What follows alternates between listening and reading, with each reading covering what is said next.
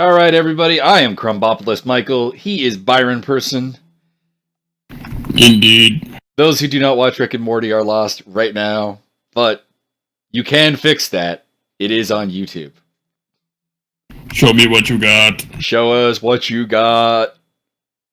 I like what you got. Okay, that's enough. We are reviewing Lucha Underground's episodes 13, 14, and 15, just kind of in a bunch here because we're gonna try and speed up our Lucha Underground reviews so that we can catch up with the fact that they're now actually releasing episodes once again. So at some point, we'll be giving you first run reviews as opposed to like this really delayed stuff that we've been doing.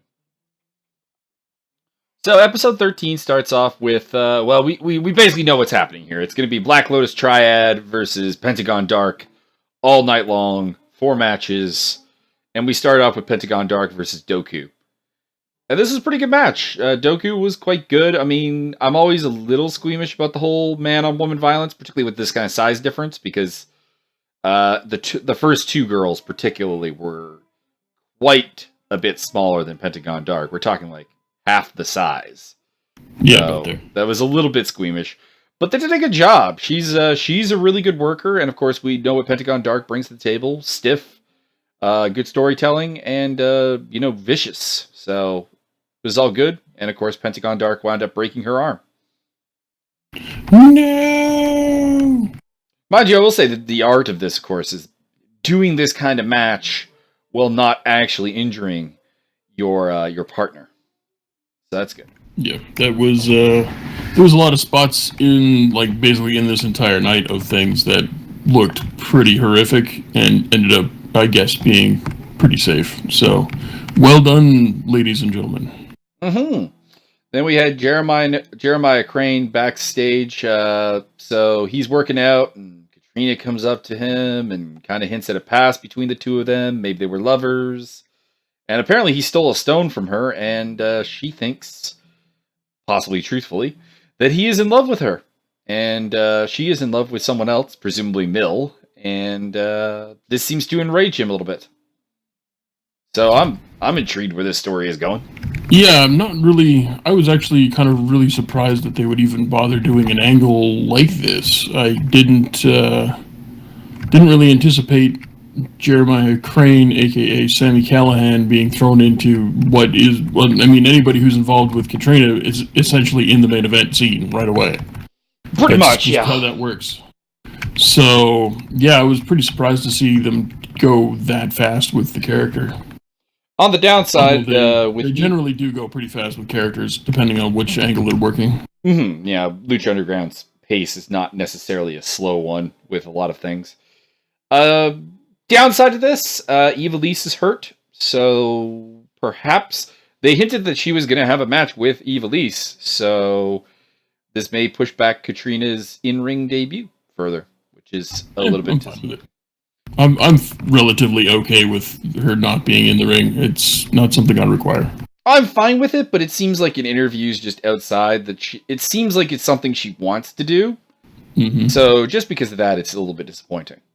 Like, I'm not expecting her to be great in the ring. I mean, we saw her on Tough Enough, not Tough Enough, NXT, the old, the reality show kind of format thing they did. She was in the all-women season, and she was pretty bad at doing anything other than being a bitch to Hornswoggle. So I'm not, amped for her to make an in-ring debut. I don't think she's going to be that good, but if it's something she wants to do, it's a little bit disappointing to see it delayed. Then we had Pentagon Dark versus Uri. This was better than the Doku match. Uri has a kind of female Mick Foley thing, I believe is how you termed it. Yeah, she's all about inflicting the punishment, and then she's all right with receiving the punishment as well. There's a little bit of a masochist gimmick going on there. And I don't know what else to say about that other than she's got great expressions. She's very emotive. She really gets across what the hell she plans on doing, and she takes a bump like a champ. Also, the Doku match had that interesting ending where Doku went for an elbow drop and got her arm caught, and that's how she wound up getting broken. This one came to a different end with Pentagon Dark hitting a Steenalizer to set up the arm break, which is always going to get a reaction out of me and the good Byron. Indeed. So this is pretty good. This is also where they started introducing things like, I think, chairs came out during this match. And we kind of got some foreign objects going on, a little bit more outside stuff. So was it this one that she got tossed into like the giant stack of chairs, or was it the next one? That was the next one, I'm pretty sure. I think that was yeah, I think you're right. Hito Kiri later on. Yeah. But we then went to Matanza and Dario Cueto backstage in the, for lack of a better term, cell? Dungeon? I don't know what to call that, really. Where he keeps Matanza. And Matanza is punching the wall, and Dario comes in, offers, says, "I got you a spot in the Battle of the Bulls tournament. You win that match, you go on for the title. We're gonna get you that title back." Kind of trying to build him up like I can get you back that title. But Matanza doesn't want it. He don't want the title. And if I caught it in the corner of my eye that he had literally beaten a question mark of blood into the wall. He'd done a little artistic work, a little Van Gogh, if you will, almost. He's one of them idiot savants. And he doesn't want the title. He wants Rey Mysterio, who, of course, beat him and not eliminated him from Aztec Warfare. And he starts to, kind of caress Dario's hair after Dario tries to steer him back towards the title. Then he rams Dario's head into the bars, and we see him reaching for the key to the cell, and we don't see if he gets it. So that was good. And then we had Hito Kiri versus Pentagon Dark, which was the best match of the three. Very, very good. And she won with she seemed to be the most in shape of the three, and they kept putting her over as like, this is going to be the big challenge. This is the heavy hitter. This is the dangerous one. They also had her do a couple of power moves, which were not great, in fairness. I probably would have avoided that. Like, she's definitely a very, very strong girl, but hauling Pentagon up for, the power slam and stuff still was definitely not the smoothest. Not the smoothest. Mm-hmm. So I maybe would have stayed away from that, but it's a really good match, and she hit a Japanese Destroyer! Which was pretty good. It was pretty good. And pins him, so he's lost the match, but he still has to face Black Lotus. Now, those who are kind of familiar with the behind the scenes of Black Lotus, for someone who's been in the business as long as she has, she's advancing at a very phenomenal rate. She's doing a great job. But she is still very green, and she was never going to put on what you would call a particularly good match after seeing these three matches beforehand. It just wasn't as good. So you knew there wasn't going to be a fourth match, really. And instead, Black Lotus just comes out and kicks the referee, and we get to the arm break spot on Pentagon Dark. Yep, I don't know what, there was no real reason to do the kick the referee spot. That was just kind of my thing. It's not like I didn't really get that. Qualify you for any reason. Yeah, I mean these are basically no DQ matches. The three leading up to this had basically proven it. There was a lot of brawling on the outside, couple of foreign weapons. Like we said, there were a couple chairs came into play. So I don't know. Needless rep bumps. So not a huge fan of that particular portion of it. Yeah, it was just kind of strange, and it wasn't a very well executed kick on top of that, so, there's that.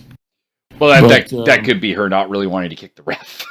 That could be. I'd just go for instead of the front kick or whatever, just go for a roundhouse kick and just plant one across his chest. It'll be fine. But, I'm wondering if they did it because they wanted to, maybe they thought that she needed to get some extra heat because Pentagon was so over with the crowd. Maybe.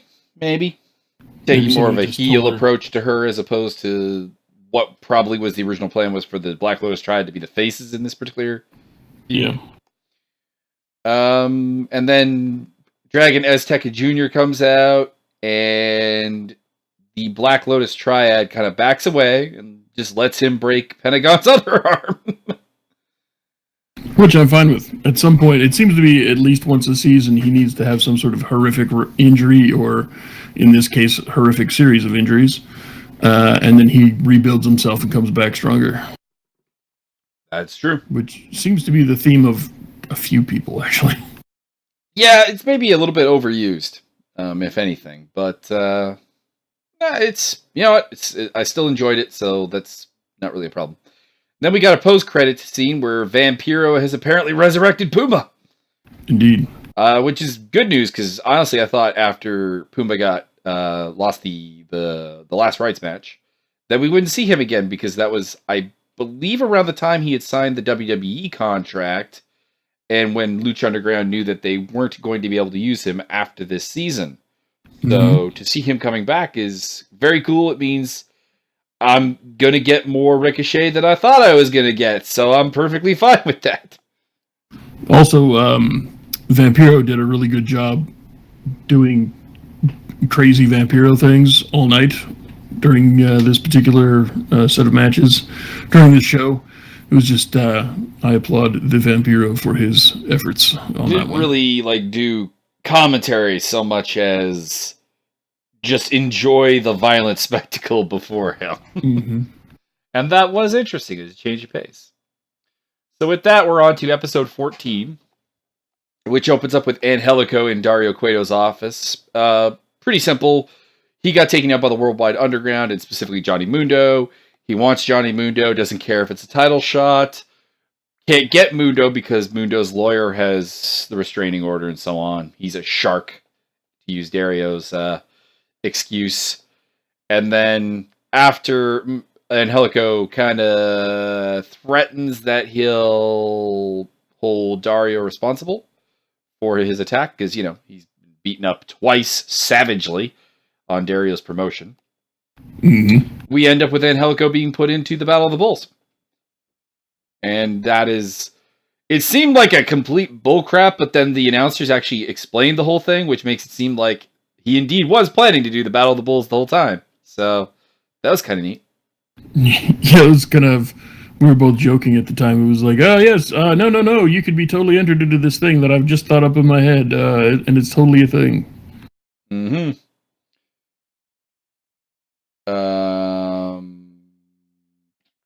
Brain. Oh, okay. So then we go into the description of the rules of the Battle of the Bulls tournament, which is basically 4 Fatal 4-Way matches. Winners go on to a Fatal 4-Way match. Winner gets a title shot at Johnny Mundo. So a lot of 4-man matches, a lot of ways to get a lot of people some time in the ring, which is good. So I'm happy with that. And we get our first match, which is Cage versus Tejano versus Joey Ryan versus Dr. Wagner Jr. This was a pretty good match, but honestly, kind of probably the worst of the 4 matches that we're going to be going over the course of this tournament for today, I would think. Yeah, I would say so. I wouldn't really blame the wrestlers. They just didn't have great chemistry. It wasn't one of those... All the other ones kind of seemed to have a theme to them, mm-hmm. and these guys just sort of were thrown in together, I think. Yeah, so not a ton to say. Cage pins Joey Ryan after hitting... Basically, Tejano has Joey Ryan down, and Cage comes in, nails Tejano with his own bull rope, and then pins Ryan to get the win, and he's the first one into the Battle of the Bulls final. Mm-hmm. I don't know why they decided that he needed to use a weapon to do it, but whatever. I mean, the bull rope had already been introduced to the match previously, so it wasn't that big a deal. And yeah, I just don't know if you want your giant killer. Well, I mean, how many giant killer monsters they got on contract? They kind of have a bunch, so Cage's monster status is kind of reduced just by default. Yeah. So it was just it was weird because this is the guy that you've put over as being a destroyer, and the crowd does a giant Terminator pounding, participation thing, a la Kenny Omega, to put that over even bigger. So I don't know why they decided they wanted to use a weapon, but whatever. Then we have Sexy Star in the office of Dario Cueto, the office with a lot of money in it, but no lock on the door. Although in this case, it appears Dario actually called her into the office, in fairness. But Dario gives her a unique opportunity if she defeats PJ Black, the only member of the Worldwide Underground she has not beaten, she will get a title shot against Johnny Mundo in a steel cage in, I think he said next week, but it's going to be 2 weeks. It's going to be episode 16. Mm-hmm. But if she loses, she will never get a shot at the title again. Let's see. She accepts and kind of threatens Dario to say that, because Dario earlier on had said they both came from a troubled past. And she said, you may have escaped your troubled past, but your future will be very troubled if you cross me, basically. Everybody's kissing their hands and making the asshole symbol, and I don't understand what that's about. That must be it's a bit overkill, yeah.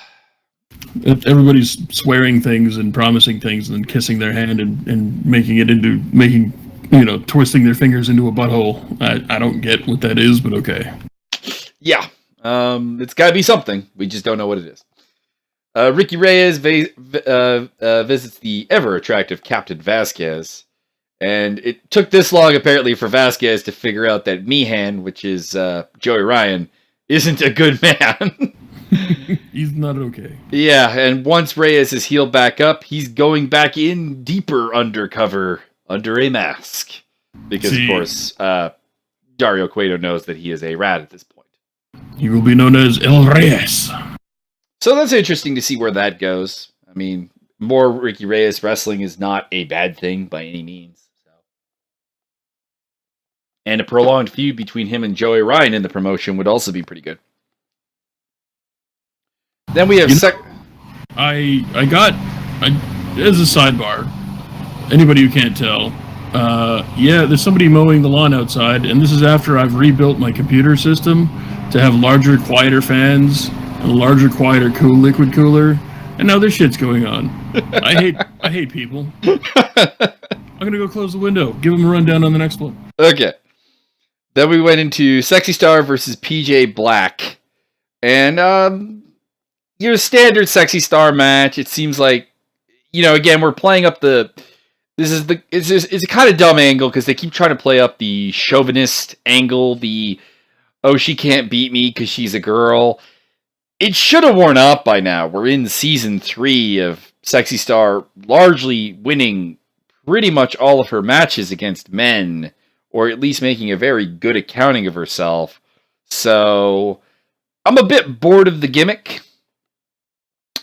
What gimmick was this? I'm talking about Sexy Star, the chauvinist gimmick with Sexy Star, basically, where every guy's like, oh, she's just a girl. It's like, she's beaten enough men now that this gimmick should have died. Like, we should have moved past it.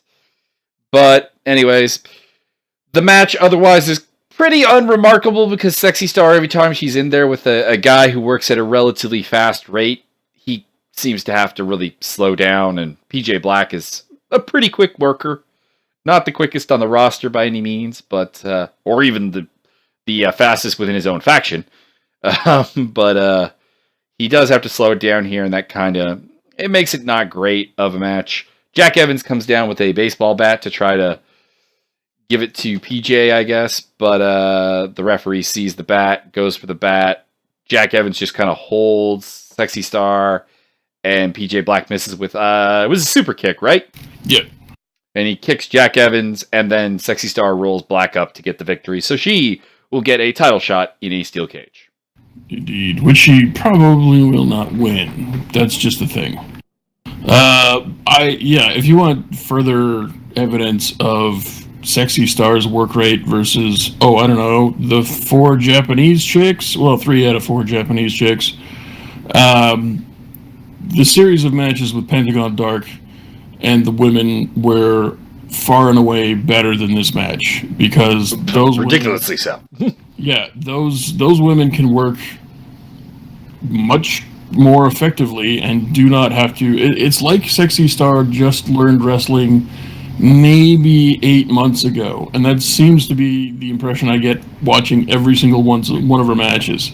She'd be like the phenom that just learned wrestling, that knows all the moves and can do all the things, but can't do them smoothly or quickly.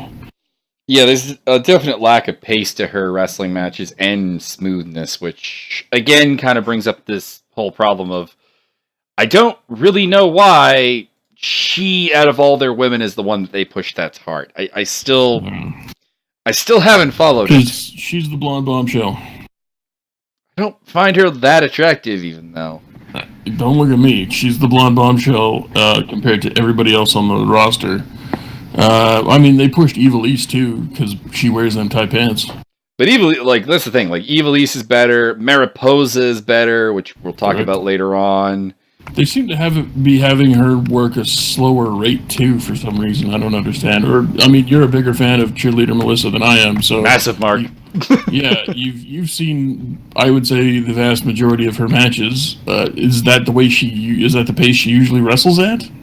The thing with her is that her usual wrestling style, admittedly, is a bit of a problem to work with men because she tends to be larger than the women she wrestles. So it's kind of more of a power-based deal that she can't really make happen here. Fair enough. So admittedly, there was going to be a change. But yeah, this does seem slower and just... every time... this is the confusion I've always had, is that Cheerleader Melissa had 2 stays in Impact Wrestling. And in the first one, they put her underneath a burqa and had her work as Awesome Kong's sidekick. And then they had her turn into... Raisha Saeed. And then they had her turn into Alyssa Flash, which was this kind of... I'm not sure what they were going for. I don't even know if they knew what they were going for. But they also didn't let her kind of work as Cheerleader Melissa again. So I don't understand why these promotions keep picking her up. One of the most recognizable women on the independent circuit. Great wrestler, great worker. And then they don't let her be her. Yeah, I don't get it. I mean, it's Vince-itis. It's the same thing Vince has done for decades, is get the best guys off the indie scene and never let them use their own gimmick. Never let them wrestle the way they used to wrestle. He's bamboozled as to why they don't get over, and then lets them go. You got kind of that same thing going here with Melissa Anderson, aka Cheerleader Melissa. I would say it's pretty much industry standard shenanigans by now.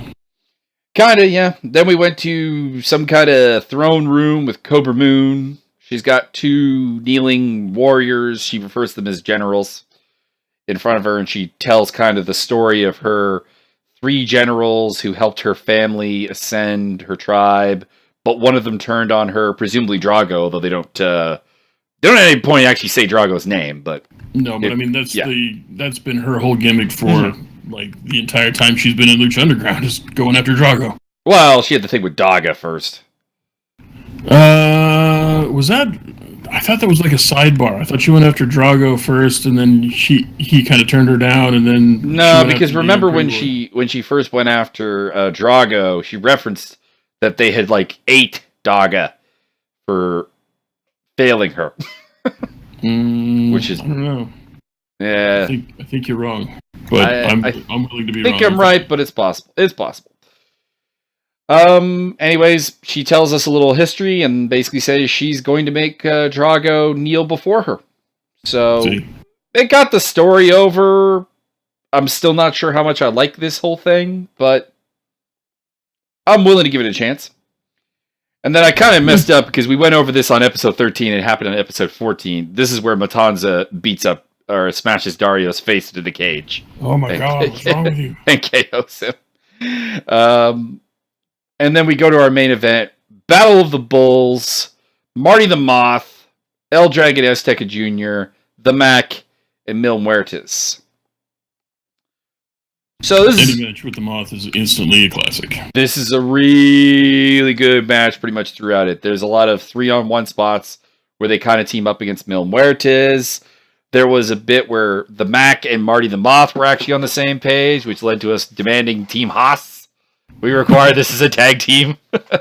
Marty the Haas and Mac Haas. It was like just a really good thing, and then Matanza comes out and attacks Azteca Jr. because Dario had told him earlier in the night, before he knocked Dario out, that Azteca was back. He's, of course, Rey Mysterio's apprentice, so Matanza kind of, I guess, seeing this as a way to get to Rey Mysterio, attacks Azteca in the match. Beats him up for a while until Dario comes out with the key and a lot of blood. That That was a lot of blood. Somebody squeezed the whole bottle of stage blood into the thing. Yeah, pretty much. And anyways, Matanza does listen to Dario. He follows the key into the back, presumably back into his cell. And we end up with the Mac getting the win, hitting a stunner on Marty the Moth to get the 3 count. So the Mac joins Cage in the Battle of the Bulls finals, which I am all kinds of okay with that. And that was episode 14. So we're halfway through the Battle of the Bulls tournament. We got some interesting stuff with Matanza, Cobra Moon, and Drago. We got Sexy Star getting a title shot, and we know Ricky Reyes is coming back under a mask. So it's all pretty good at this point. It's all coming together. Episode 15 opens up with Battle of the Bulls match number 3. Killshot versus Dante Fox versus Mariposa versus Jeremiah Crane.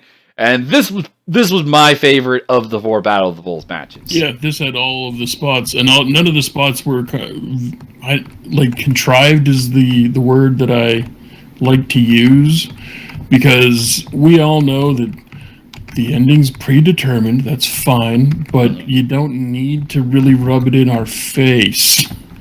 So every now and again, I would say almost once per match, and it's getting to be pretty bad, where you'll have somebody that'll go up to the top, get in the turn on the top turnbuckle, and then they wait and wait and wait and wait, and then someone comes and interrupts the spot, and they throw them off the top turnbuckle, and oh, okay, great. Same thing with people reaching for the ropes, where they'll put their arm way up in the air, and they're blatantly within range of the rope, and they could just reach out and grab it, and they wait, and they wait, and they lunge, and yay, I've got the rope, and we knew you were going to do that. You just needed to do it in a timely fashion. Yeah, if you want to do that, you kind of have to do it further away from the rope so that the lunge is actually required. Mm-hmm. So there was none of that in this. There was people hitting spots. There were people getting combo moves in. Everybody got their stuff in, and it had a great pace to it. No problems, no issues. I don't remember any botched maneuvers. And the only botch was the chairs. One of the chairs fell and made the move they were going to try and do a little bit more dangerous. And I think Jeremiah and I think Jeremiah Crane and Dante Fox had to make an adjustment to make it work. But there you go, they did it, and it's still, and the moves, and the spot still came off. And we'll send the chair back to wrestling school, and the chair won't botch next time. But this just goes back to our whole thing: is in this match, not as much as in the Pentagon matches with the ladies from episode 13, but you saw it. Mariposa's in there with 3 dudes who work at a fast pace, and she kept up. Mm-hmm. Which is particularly impressive when you remember that she's being asked to work a pretty different style from what she got over, what she really did. And she did manage to make it pretty good and was part of a very good match here. I liked her throwing around the chairs on the guys for a bit there. I liked Matt Stryker's reaction of it, which was Vampiro going, how would you deal with this if that was your girlfriend in there, Matt? That would be the best relationship of my life. Which is always good. Stryker sometimes cracks me up, and sometimes he does annoy me. It's maybe the most inconsistent commentary in pro wrestling right now in terms of my love-hate relationship with it. But when he's on, he's really on. He does go over the top, but I think that's what he gets paid to do. I'm pretty sure, Robert Rodriguez knows exactly who he hired, so he gets him to go over the top when he wants him to. True enough. So it was a really good match. We had a lovely kick party, super kicks, pump kicks. Super kick party into a pump kick party, a sick kick party into a haluva kick party. There was a haluva kick. We thought there was going to be a drop kick, but I think it was Dante Fox just turned it into a face buster instead, and that kind of ended the party. But this was really fun. If you've not seen this match, go check it out. Jeremiah Crane, a.k.a. Sammy Callahan, a.k.a. Solomon Crow, hits a cranial contusion on Dante Fox to get the pinfall. And he's going on. For the Space Cat. So he's going on. He's joining the Mac and Cage. So, I mean, I'm all kinds of okay with that match. Killshot after the match attacked Dante Fox to kind of make their feud two-way finally, because up until this point in the matches, like, Killshot has been defending himself and stuff, but like during the non-match portions, he's been like trying to make peace with Dante Fox to a large extent. Bury the hatchet. He feels presumably legitimately bad about leaving Fox for dead, and here that appears to be over. It's you're an ass, and this is now a proper feud. Dante Fox. Alicia Dante Fox. Then we have a Worldwide Underground promo with some pretty funny commentary. These guys are funny. I like it. I enjoy it. But eventually Mundo interrupts and says that they're basically going to get kicked out of the Worldwide Underground if they don't win their upcoming Battle of the Bulls match later on tonight. Which gave that match a lot of stakes. Telegraphed the ending just a tad. But, yeah, that's true. Because there's no way that they'd break up this faction. Mm-hmm. But this was great. I enjoyed this a lot, especially Mundo's kind of into the camera promo of motivational speech, I guess. His name is Matt Foley, and he is a motivational speaker. This is true. Then we moved on to the most confusing bit of the episode, where Sexy Star is doing her kind of boxing / MMA training. Yeah, this went on for a while. Like how long was the segment? While. A minute? 2 minutes? A minute or two. And it really didn't need to be that long, because the payoff was her finding a spider in her locker. Yeah, you've been putting this chick over as the competitor, the female competitor, and she's afraid of a spider. Come on, son. Yeah, I'm not a big fan of that segment. Then we had Cobra Moon versus Drago, and this was more or less a non-match. Like, we got some wrestling, but it was a setup for Moon's generals to come out and attack Drago. Phoenix and Aerostar fought the one guy off, but they said he was 7 feet tall. I don't necessarily buy that he is 7 feet tall.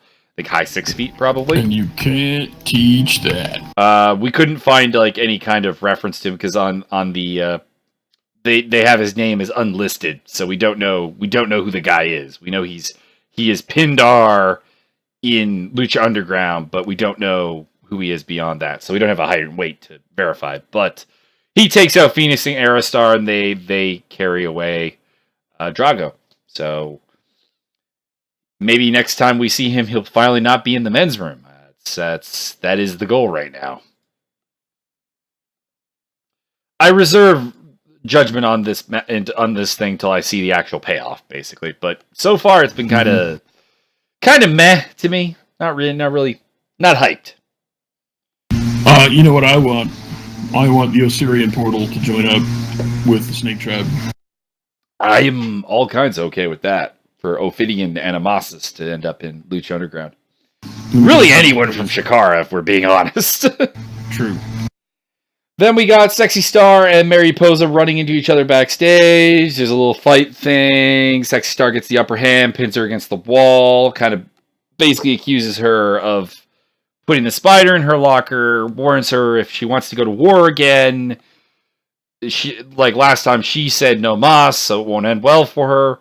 And Mariposa makes the very cognizant point that if I put something in your locker, it would be a butterfly, not a spider. So, yeah, there's that. So I still don't know where this spider is going. Yeah, I don't know anybody. We try to think of like whose gimmick involves anything to do with spiders, and like there's just nobody. Yeah, so yeah, unless this is a way of like introducing someone new, this is a fail. be honest. I think I found info. So the big dude from Snake Tribe's Vibora, I believe.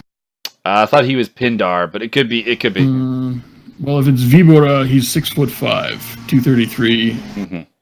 Trained by Bill DeMott, Billy Gunn, Rick Racing, and the Ballard Brothers. Was briefly signed to WWE, where he wrestled under the name of Judas Devlin in NXT. Can't say that I recall him. House guest and reality competitor on Big Brother 17, in which he placed 5th. Don't watch Big Brother. There you go. It's Survivor with all the elements of Survivor I like taken away. Exactly.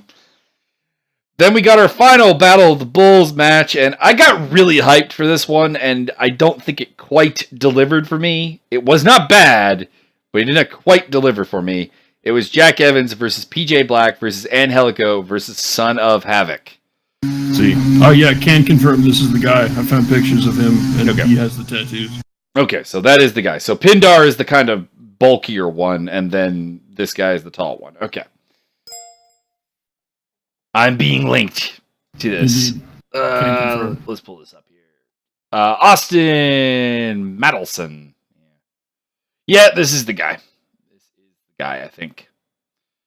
Yet another guy that WWE didn't see any money in, so I guess we'll find out. We will find out. We will find out. So, anyways, back to the final Battle of the Bulls match.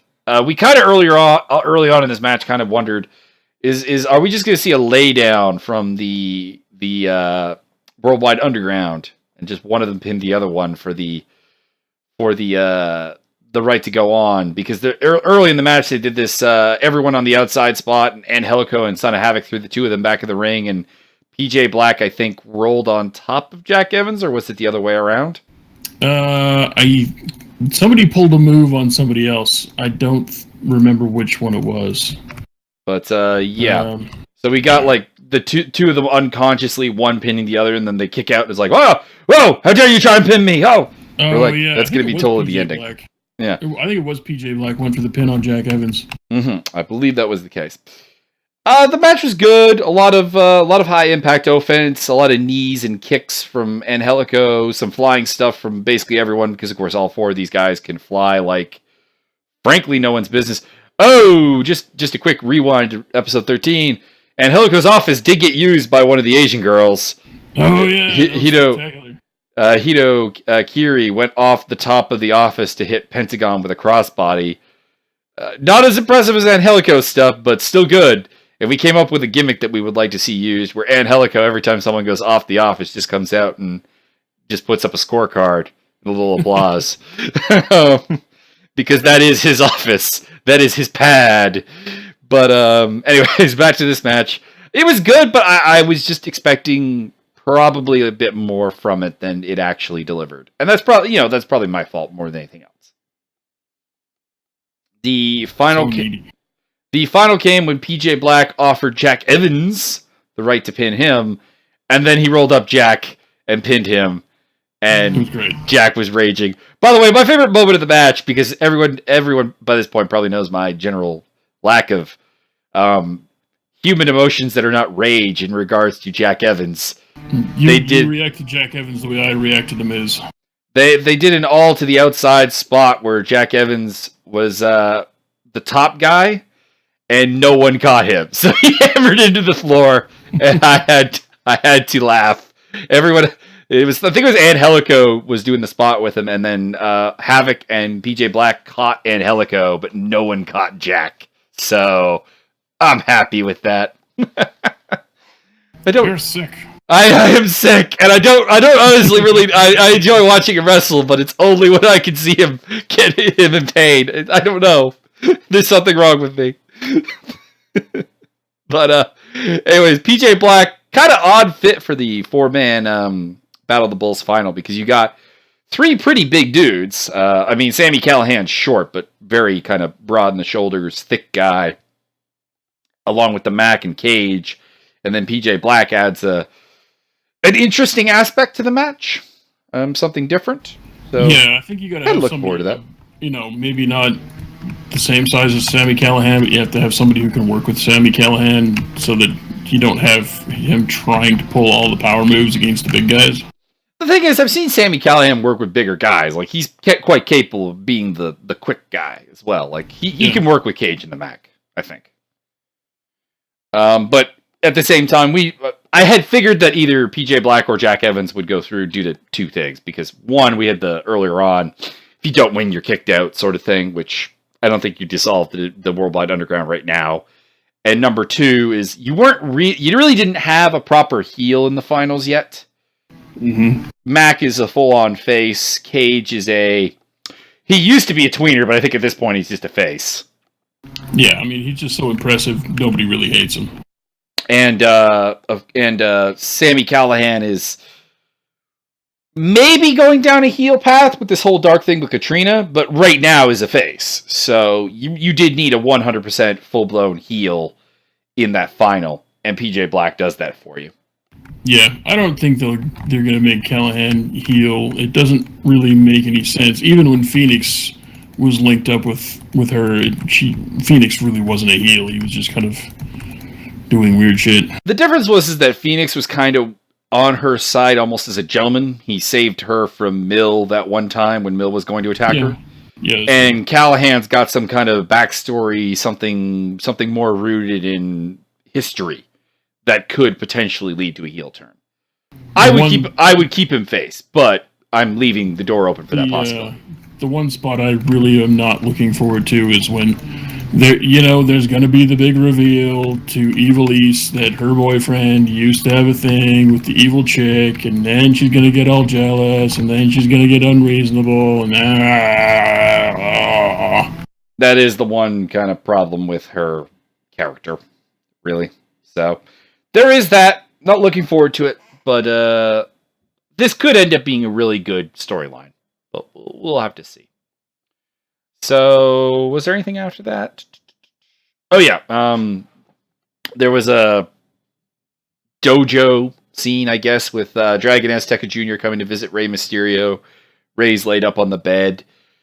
He's talking to Rey about he thinks he's found his destiny finally. So, basically, Dragon Azteca wants to go after Matanza in revenge for basically the attack on him.